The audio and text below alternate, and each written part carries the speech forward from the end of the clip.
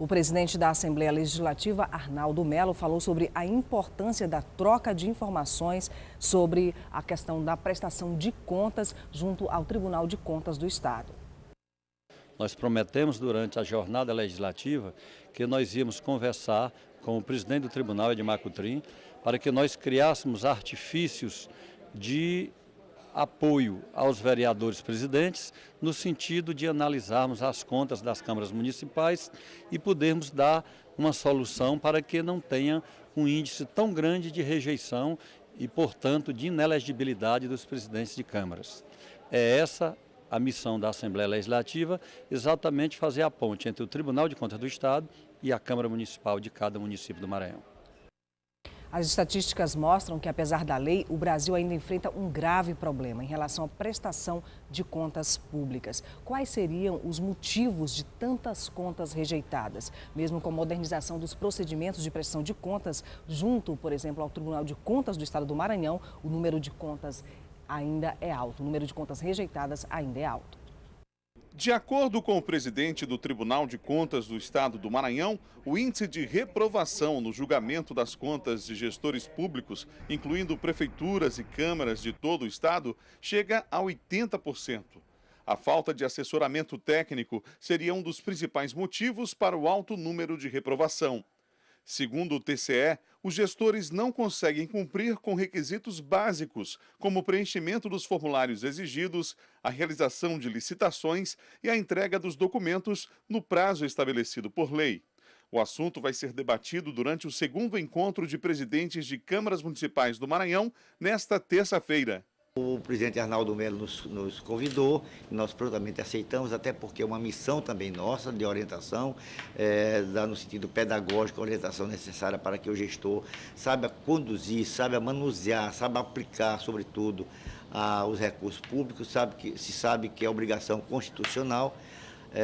Quem administra órgão público e recebe dinheiro tem a obrigação de prestar conta daquele dinheiro que ele gastou.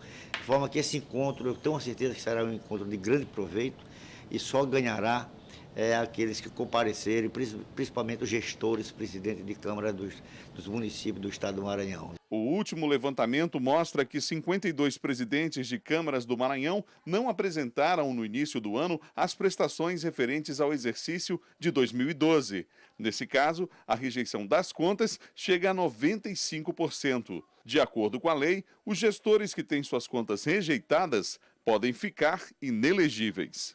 É preciso que haja um permanente treinamento, é preciso que haja uma reciclagem a cada dia, para que os gestores das câmaras municipais, ou seja, os presidentes dos parlamentos municipais, possam, além das suas equipes, além das suas assessorias, evidentemente, interagirem com o parlamento estadual.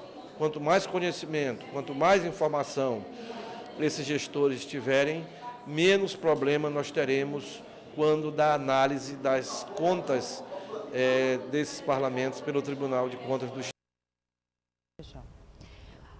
Para falar sobre esse assunto, a gente vai conversar agora com Jairo Cavalcante. Ele é conselheiro de contas do Tribunal de Contas do Estado e palestrante do evento de hoje. Bom dia, seja bem-vindo ao portal da Assembleia. Bom dia, Cristiane.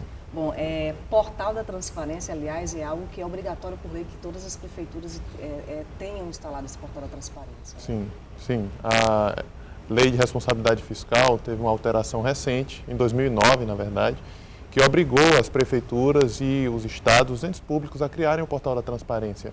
E isso foi feito de modo gradual, mas passados 4 anos desde que a lei entrou em vigor, hoje todos os municípios, todos os estados têm a obrigação de criar o portal da transparência. Mas ainda há uma cultura da não visitação por parte do cidadão a esse portal da transparência e também das prefeituras que ainda não encararam isso como uma obrigação junto ao cidadão de prestação de contas. Sim, é verdade. O levantamento, o acompanhamento que nós fazemos, ainda que informalmente, tem mostrado que as prefeituras não estão cumprindo adequadamente o que a lei exige. Poucos municípios implantaram o portal da transparência e você mencionou uma outra questão que é a falta de cultura da população de realmente entrar, visitar o portal da transparência, olhar as informações que estão no portal da transparência e, além do mais, usar essas informações, tanto para fiscalizar como para divulgar. Bom, o senhor vai falar a respeito da prestação de contas, responsabilidade do presidente da Câmara, relatórios de gestão fiscal, ou seja, são procedimentos obrigatórios para qualquer presidente de Câmara e para qualquer também gestor público, né? Essa prestação de contas a partir desses relatórios. Sim, a prestação de contas ela é obrigatória para todo gestor que lidar com dinheiro público. Já os relatórios, eles são obrigatórios para os chefes de poder. Como o presidente da Câmara é um chefe de poder, ele tem a obrigatoriedade de enviar os relatórios exigidos pela LRF. E esse vai ser basicamente o tema da nossa palestra. É algo que nós já fizemos no ano passado e ficamos felizes da Assembleia ter repetido o evento com o mesmo objetivo, porque é a repetição que vai criando, ajudando a criar a cultura e capacitando os gestores para efetuarem melhor o trabalho deles. Agora, os números assustam, né? 80% de contas rejeitadas no que se refere a prefeituras municipais e também às câmaras municipais e 95% quando o assunto é as câmaras municipais, em relação à rejeição dessas contas junto ao Tribunal de Contas do Estado. O senhor acredita que há uma dificuldade ainda muito grande do ponto de vista técnico, né, dessas câmaras municipais em cumprir, né, com essas normativas? Nós não temos um levantamento, um estudo para dizer quais os motivos desse alto índice de rejeição. Mas pela praxis, pela a experiência que nós temos lidando com contas seguidamente todos os dias, a gente tem visto primeiramente que, no caso das câmaras, o que há é uma falta de consciência do presidente da Câmara de que ele é um gestor público. Porque ele foi eleito para ser vereador. Só que quem se torna presidente de Câmara, ele não é só mais um vereador, um representante da população, ele passou a ser um gestor público. E muitas vezes o vereador ele não está ciente dessa obrigatoriedade. Isso cria uma certa dificuldade, porque se eu não estou ciente das minhas obrigações, eu acabo não tomando as providências devidas para que as minhas obrigações estejam em dia. Além disso, de fato, a gente percebe isso ao lidar com as contas, uma dificuldade de ordem técnica. Não há uma obediência o que a norma prevê, não há cuidados com relação à documentação e observância de diversas exigências de lei, porque a lei é muito rigorosa quando se trata de gestão de recursos públicos. E, sem dúvida, isso, no fim das contas, acaba comprometendo as contas. Bom, qual o papel do cidadão nesse caso? Se ele tem um gestor no município dele, né, que tem essas contas rejeitadas, o objetivo seria ele cada vez mais ser um fiscal desse gestor que foi eleito por ele para ser um legislador e que acaba, né, assumindo um cargo de gestor? Na verdade, a população acaba atentando mais para o chefe do Poder Executivo, o prefeito. Esse é que a população atenta mais para o trabalho dele. O presidente da Câmara não é tão fiscalizado, até porque o recurso que ele usa é efetivamente menor comparado com o da Prefeitura e não traz os serviços públicos que são da primeira necessidade da população, que é a escola, o hospital. Então, a população acaba não atentando muito. Apesar da Câmara Municipal estar muito mais próxima do cidadão, né? Exatamente, mas a cobrança do cidadão é mais pelo trabalho do vereador como legislador e não como gestor de recurso público. E isso cria esse distanciamento com relação à fiscalização dos recursos da Câmara. Certo? Mas isso não tira a responsabilidade do presidente da Câmara. O que acontece também é que aqui no Brasil, diferentemente de outros países, como na Europa, se um gestor ele tem as contas dele rejeitadas, a população não vota mais nele. Porque se um órgão que fiscaliza o gestor público diz que ele não lidou bem com o recurso público, a própria população já descarta aquela figura. Aqui no Brasil, não.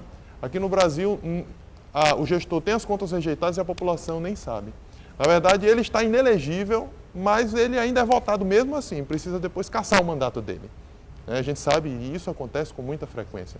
Então, na verdade, a população não percebe a importância que é as contas, o que as contas mostram com relação ao caráter ou a importância que o gestor público dá ao lidar com o dinheiro público. Bom, é um procedimento que é obrigatório, por exemplo, a realização de licitação para, né, a aquisição de bens públicos. Mas a gente ainda vê problemas junto aos gestores públicos na realização dessas licitações, e o presidente do Tribunal de Contas do Estado aponta isso como um dos problemas, além do preenchimento, né, dos relatórios técnicos. O senhor também vê dessa forma?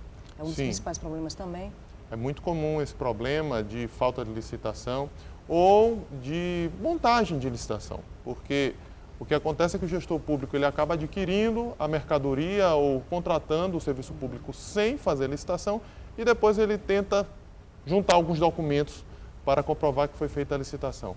Há essa dificuldade, tanto porque a lei é rigorosa, mas também por falta do gestor público tomar ciência da importância e dos benefícios de uma licitação. E há modernização dos instrumentos para se fazer licitação. Ainda se faz, na maioria dos municípios no Brasil, no Maranhão, se faz licitação de uma maneira muito atrasada ainda, não se usa o que é mais moderno como registro de preço e outras ferramentas que podem agilizar e facilitar a contratação pública. Bom, doutor Jário, qual a punição para quem tem suas contas rejeitadas? O que a lei diz a respeito disso? O efeito mais importante para o gestor público é, de fato, a inelegibilidade. Quando o gestor público ele tem as contas de gestão dele rejeitadas, a lei eleitoral diz que ele se torna inelegível. É a lei da ficha limpa. Então, ele não pode mais concorrer, não pode mais ser eleito, assumir cargo eletivo durante 8 anos. Esse é o primeiro efeito. Mas, além disso, há outras sanções.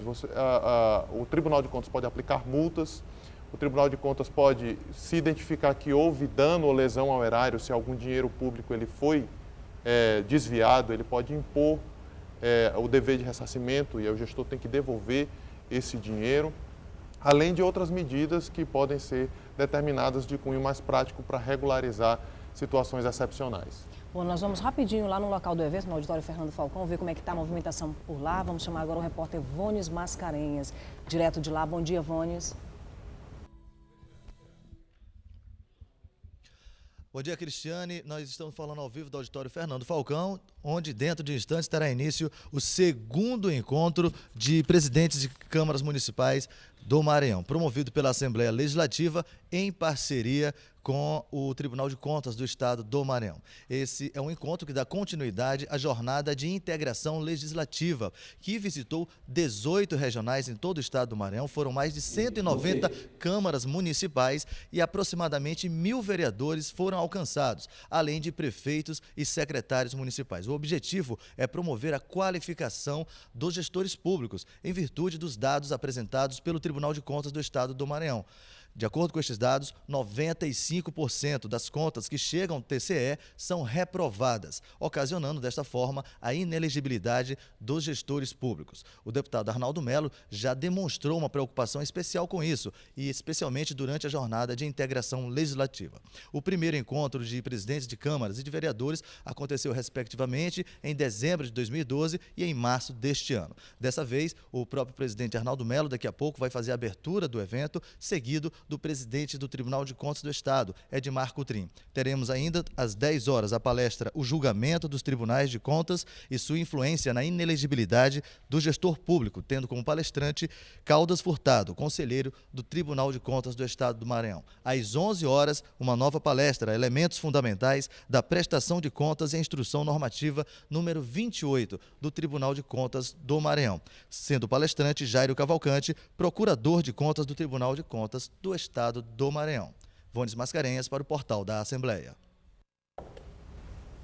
Obrigada, Vones. Daqui a pouquinho a gente volta novamente aí do auditório Fernando Falcão para saber como é que está a movimentação das autoridades chegando e também dos presidentes de Câmara de todo o Maranhão chegando aí no auditório Fernando Falcão. Bom, houve uma modernização no processo, no procedimento de prestação de contas, quer dizer, aqueles volumes, né, de processos hoje foram trocados por uma mídia só, né? Exatamente. Desde o ano passado, a prestação de contas ela se tornou digitalizada e o trâmite está sendo eletrônico. Até 2011, quase a totalidade da documentação entregada pelos gestores públicos era meio físico, era em papel. E houve uma alteração que permitiu uma facilidade e agilidade no recebimento e no trâmite das prestações de contas. Isso representou uma modernização. Manoto Jairo, a gente tem vivido, né, fatos emblemáticos, principalmente esse ano, com a população brasileira na rua, né, clamando por menos corrupção, né, mais justiça social, né, e a gente também viu aí leis de iniciativa popular em vigor, como essa que a gente acabou de tratar aqui no portal da Assembleia, e a gente tem visto aí também a condenação de pessoas envolvidas com corrupção no Brasil, políticos, né, e toda uma cadeia aí que foi julgada pelo Superior Tribunal Federal, né. Nesse cenário, o senhor acredita que esse cenário que a gente vive pode mudar as coisas em médio ou a longo prazo, na sua opinião, e pode refletir nas eleições do próximo ano? Essa é a esperança. A esperança é que o cidadão brasileiro ele passe a tomar consciência da sua responsabilidade, consciência de que, embora o corrupto, a pessoa que está no poder, que pratica a corrupção, ela deva ser censurada, ela deva ser punida, o cidadão brasileiro ele tem a parcela de influência dele nisso. A omissão permanece, a omissão do cidadão, ela faz com que o mau gestor permaneça no poder. E precisa o cidadão se envolver, perceber que um corrupto ele está tratando ou ele está destruindo coisas que são do interesse público, é do seu interesse, do meu interesse, e através dessa conscientização, da mobilização, de uma participação diária e não ocasional, entendemos que as coisas irão mudar. A cultura da gestão pública irá mudar, a cidadania irá se aprofundar e ficará mais difícil para o gestor público, mau gestor público, desviar recursos ou usá-los mal. Hoje nós temos diversas autoridades que trabalham combatendo a corrupção, mas infelizmente a corrupção no Brasil ela é tão disseminada que o trabalho isolado de autoridades não é suficiente. É preciso que a população tome consciência, fiscalize e realmente ojerize a corrupção, tanto não se envolvendo nela, quanto afastando do poder aqueles que nela se envolverem. A gente quer agradecer a sua participação aqui no Portal da Assembleia, desejar sucesso na palestra logo mais às 11 horas da manhã, aqui nesse evento da Assembleia Legislativa, em parceria com o Tribunal de Contas do Estado.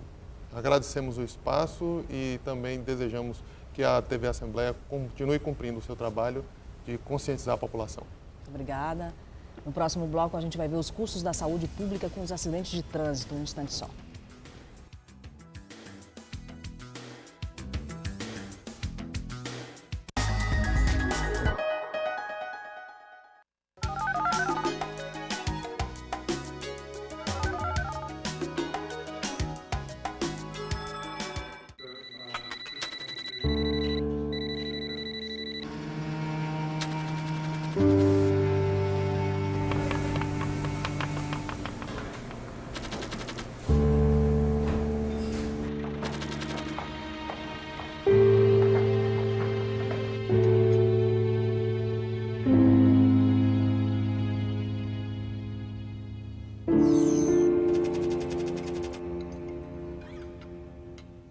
Quando chega o período das chuvas, também chega a ameaça da dengue. Por isso, é preciso tomar todos aqueles cuidados que conhecemos muito bem. É importante não deixar nada que possa acumular água exposto ao tempo. Encontre e elimine todos os lugares onde o mosquito da dengue pode se reproduzir. Porque quando você encontra os possíveis focos da dengue, a dengue não encontra você. Dengue é fácil combater, só não pode esquecer. Ministério da Saúde e Governo Federal.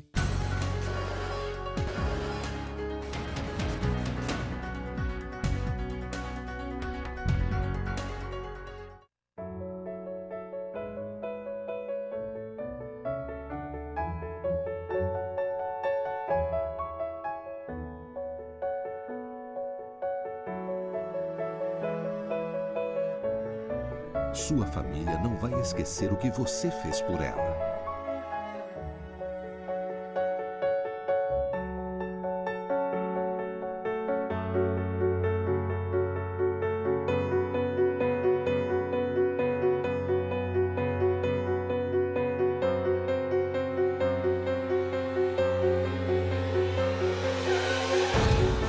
E você, o que fez com eles.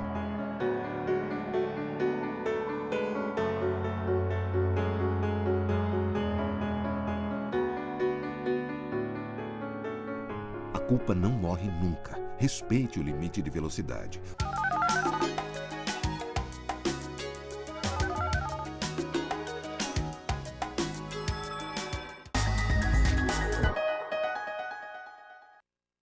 A saúde brasileira tem custo alto com a imprudência no trânsito. Muitos leitos de hospital todos os dias são ocupados por pacientes sequelados por colisões no trânsito. Órgãos de saúde e outros fazem parte da campanha SOS Vida, um esforço interinstitucional para diminuir a violência no trânsito. O problema atinge a economia do país, custo alto para a saúde pública nacional. Os acidentes de trânsito devem gerar ao Brasil, até 2014, um custo de 140 bilhões de reais. São 43 mil mortos por ano, segundo o Ministério da Saúde, o que nos coloca em 4º lugar no mundo nesse ranking terrível. Apenas no primeiro semestre de 2013, segundo dados da seguradora líder DPVAT, quase 30 mil indenizações por morte foram pagas no país. Todos nós fazemos o trânsito, pedestres, motoristas, motociclistas, ciclistas. E os números da violência são alarmantes. No ano passado, 259 pedestres e 695 motociclistas perderam a vida vítimas de acidentes de trânsito no Maranhão, de acordo com dados do Sistema de Informação e Mortalidade da Secretaria Estadual de Saúde. Neste ano, até o mês de setembro, foram registrados 125 óbitos de pedestres e 364 de motociclistas nas estradas maranhenses. Em São Luís, o movimento SOS Vida, coordenado por Lorival da Cunha Souza, faz campanha em parceria com vários órgãos e instituições o ano inteiro para chamar a atenção da sociedade e fazer um alerta para que os índices sejam reduzidos. Há 3 anos, Lorival perdeu uma filha em um acidente de trânsito. Prefere não falar no assunto, mas diz que a perda e a dor começaram a ser compartilhados com outras pessoas, familiares que vivem o mesmo drama. As mobilizações estão disponíveis em páginas nas redes sociais, como o Facebook, por exemplo. O Brasil fez um pacto com a Organização das Nações Unidas para reduzir em 50% o número de mortes no trânsito até 2020. Ele diz que cada um de nós pode dar a sua contribuição para melhorar o trânsito, mudando o comportamento. Essa é a ideia do SOS Vida. SOS Vida é uma campanha pela paz no trânsito da Maçonaria do Maranhão, lançada em 15 de abril de 2011. Portanto, há mais de 30 meses que essa campanha clama pela paz no trânsito, tentando mobilizar a sociedade e sensibilizar também as autoridades competentes para fazer cumprir a legislação do trânsito. Todo ano, ao final de um ano, nós estabelecemos a programação do ano seguinte, onde constam palestras em escolas, constam manifestações públicas, coleta de assinaturas em abaixo-assinados, a exemplo que já fizemos pela duplicação da BR-135 e pela efetividade da lei seca. Lorival diz ainda que no último domingo, Dia Mundial em Memória das Vítimas de Trânsito, um documento foi entregue a várias autoridades para cobrar o cumprimento da legislação, com base em 3 medidas consideradas urgentes. O Transseguro, nós vamos obtê-lo no momento em que houver uma boa educação no trânsito, é o primeiro pilar do Transseguro. Depois, fiscalização com punição, quer seja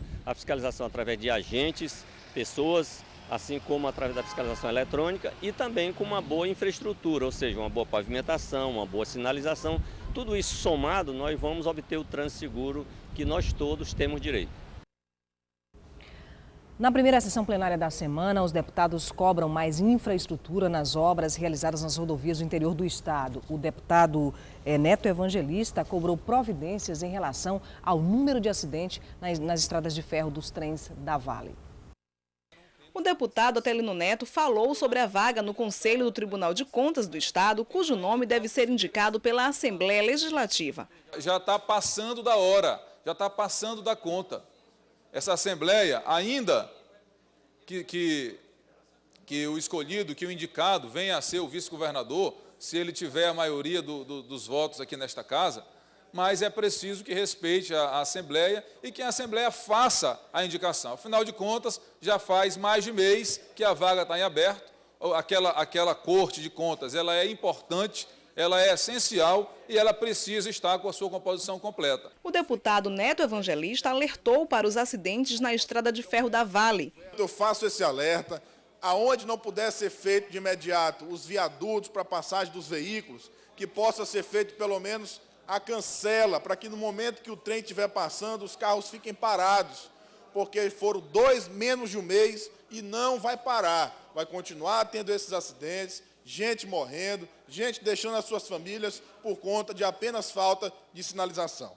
O deputado Magno Bacelar ressaltou as obras inauguradas pelo governo do estado na região de Tutóia. É uma satisfação plena da população do Baixo Parnaíba, com a governadora Rosana Sarney. Praticamente todos os municípios, deputado Rigo Teles, já estão interligados por via asfáltica pela nossa governadora Rosana Sarney, mostrando o trabalho sério, o trabalho responsável, o trabalho competente que o governo do estado vem realizando. O deputado Rubens Pereira Júnior falou sobre o congresso do PCdoB realizado no último final de semana. Aconteceu neste final de semana o 13º Congresso Nacional do PCdoB. O congresso se organiza num estilo de conferências onde nós tivemos encontros de base, nós tivemos os congressos municipais em mais de 150 cidades do Maranhão, nós tivemos a realização do congresso estadual aqui mesmo na Assembleia Legislativa e finalizamos ontem, este final de semana, com a realização do Congresso Nacional do nosso partido. O deputado Roberto Costa fez menção à perda significativa para a cultura popular do Maranhão com a morte de Francisco Naiva, fundador do Boi de Axixá. Marcou época, né?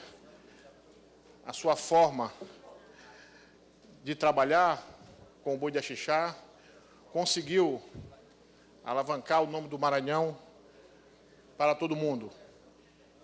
Então, eu quero aqui também prestar as minhas homenagens ao Francisco Naiva, à sua história e também desejar os meus pêsames à família. O deputado Alexandre Almeida, presidente da Comissão de Orçamento da Assembleia, informou a respeito da reunião para discutir proposta orçamentária encaminhada pelo governo do estado. Na qualidade de presidente da Comissão de Orçamento, comunicar que amanhã nós teremos a nossa reunião da Comissão de Orçamento para discutirmos a proposta da lei orçamentária que aqui já se encontra e que, inclusive, nós, juntamente com a presidência da Assembleia, conseguimos, dialogando com setores do governo, com os secretários estaduais, avançar em algumas necessidades que foram identificadas aqui por esta casa. O deputado Bira do Pindaré falou sobre a execução da obra na rodovia que liga Amarante do Maranhão a Sítio Novo. Fiz questão de percorrer quase a totalidade da estrada para ver a situação em que ela se encontra. E pude constatar que, de fato, o serviço é muito precário, é de baixíssima qualidade. Então, por essa razão, eu quero reforçar o que eu já disse aqui na última sessão, na quinta-feira. Pedir ao governo do Maranhão que possa chamar a empresa responsável pela obra para que sejam tomadas providências necessárias a fim de garantir um serviço de qualidade. O veto da presidente Dilma Rousseff ao projeto de criação de novos municípios voltou à tribuna com o deputado Neto Evangelista. Nós temos que estar presentes nessa reunião, mostrar a indignação do Maranhão para com o veto da presidente e pedir que seja apreciado no Congresso Nacional e que seja derrubado o veto a um projeto aprovado no Congresso. Portanto, deputado André Fufuca, conte com a minha parceria, conte com a minha ajuda em Brasília na próxima semana, na nossa reunião com o presidente do Congresso Nacional, para que nós possamos mostrar nossa indignação e pedir a derrubada do veto da presidente.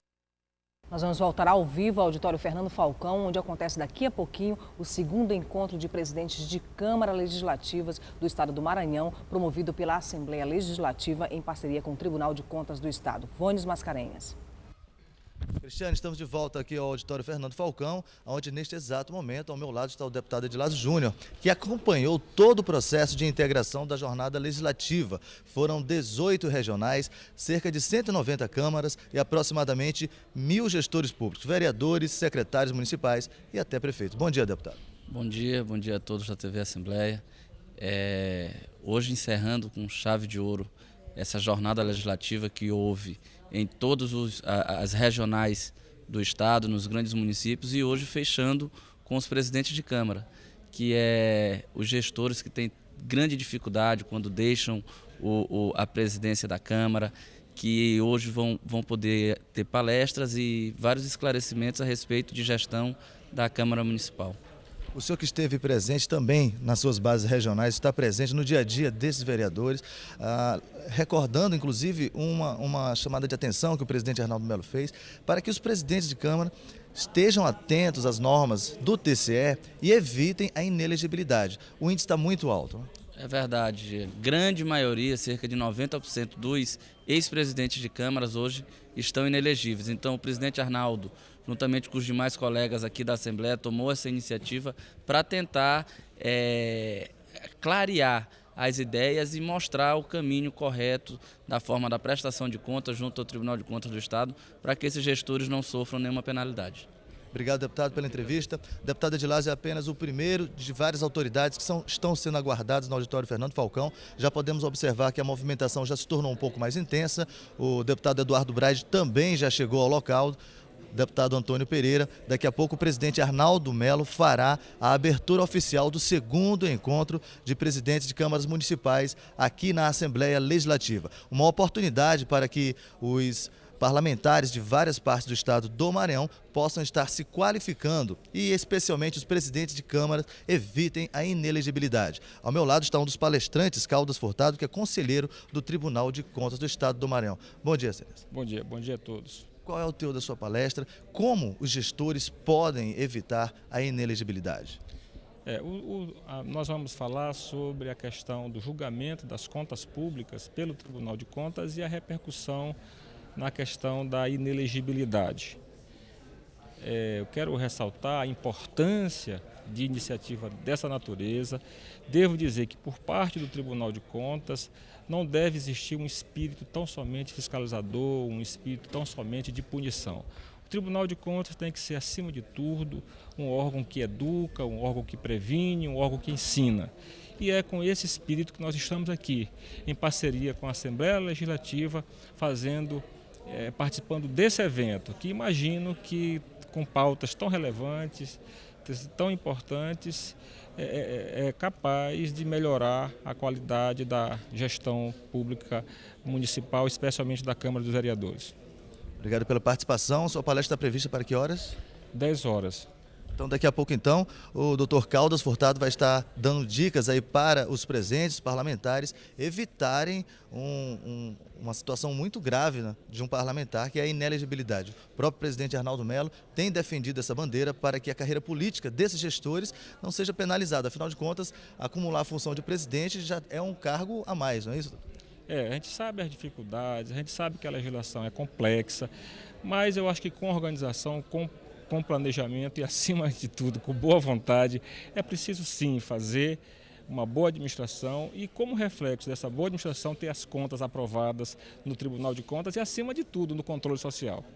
Obrigado mais uma vez. Daqui a pouco a palestra do Dr. Caldas Furtado. Ao meu lado está também o deputado Eduardo Braide, que participou do processo da jornada de integração legislativa e acompanhou de perto a situação desses gestores que, além de ser presidente de câmaras, deputado, eles têm essa responsabilidade, têm a qualificação, têm a fiscalização da prefeitura. Enfim, é um desafio manter as contas em dia.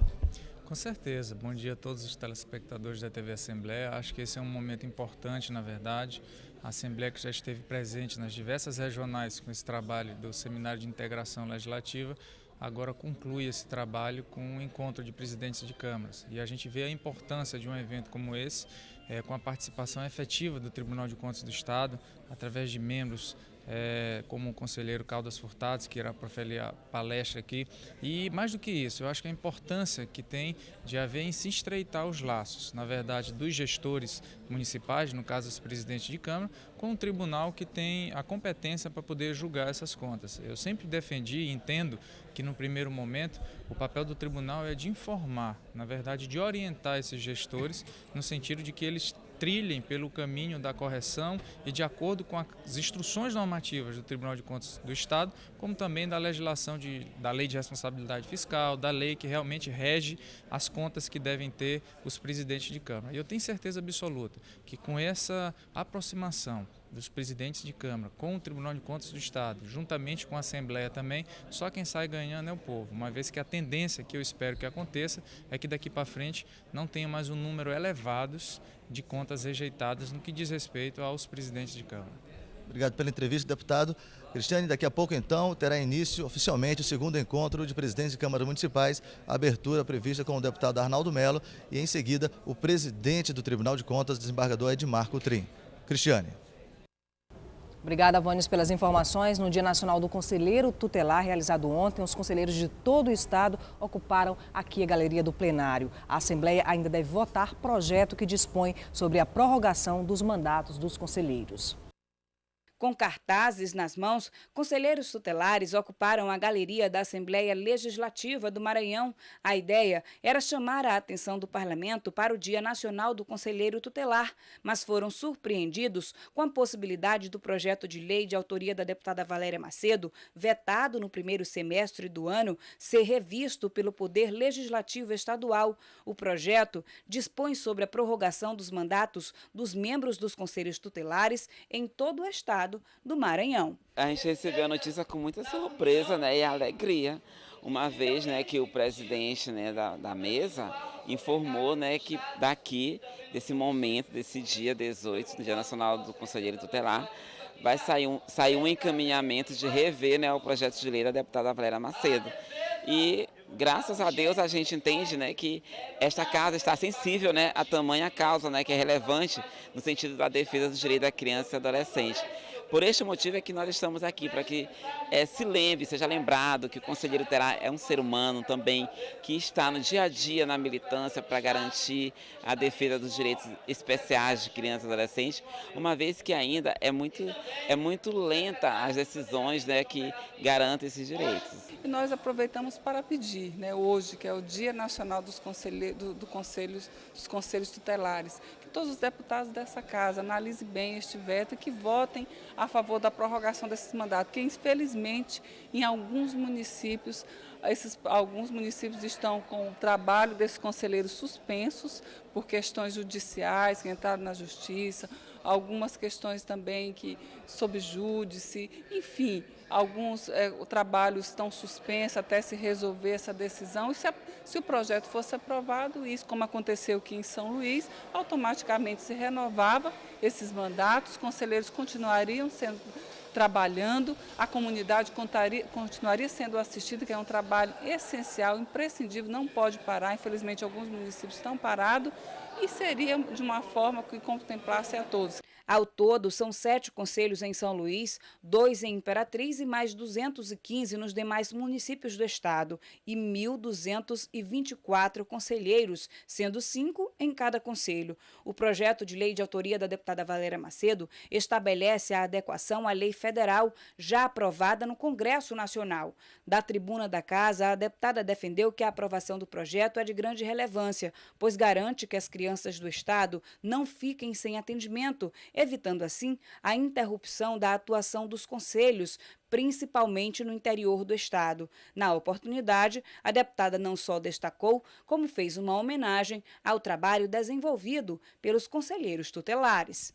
Acho que todo o nosso estado, todos nós devemos render as nossas homenagens, o nosso reconhecimento ao trabalho dos conselheiros e conselheiras tutelares de todo o Brasil, em especial do estado do Maranhão, porque eles defendem os direitos da criança e do adolescente, eles lutam pela garantia desses direitos, eles foram eleitos pela comunidade, receberam treinamentos e eles são lá a voz, né, daquela criança, daquela mãe, né, que vai à busca do conselho para defender e garantir justiça nos casos, né, de abuso, no caso de violência contra a criança e o adolescente.